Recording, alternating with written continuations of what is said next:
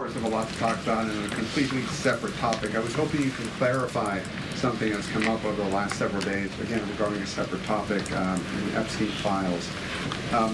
According to newly released files, the president had a conversation with the Palm Beach police chief in the early 2000s, according to the police chief in 2019.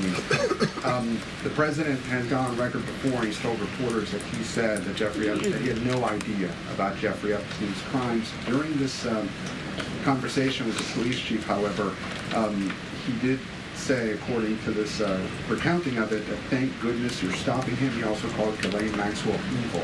So my two questions are, did that conversation with the Palm Beach police chief happen?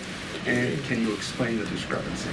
What I will say is that the president has always remained consistent and that he kicked Jeffrey Epstein out of his club at Mar-a-Lago because, frankly, Jeffrey Epstein was a creep.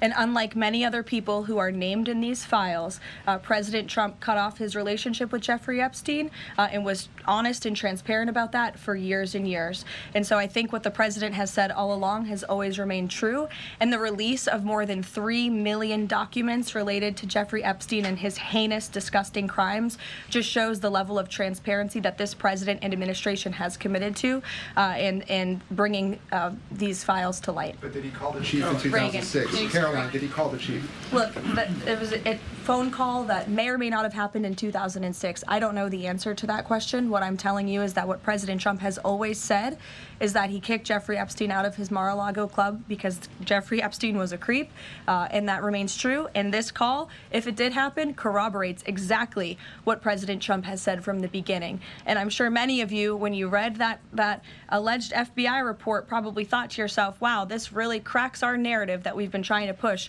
about this president for many years. So we're moving on from that. Reagan. Thanks, Caroline.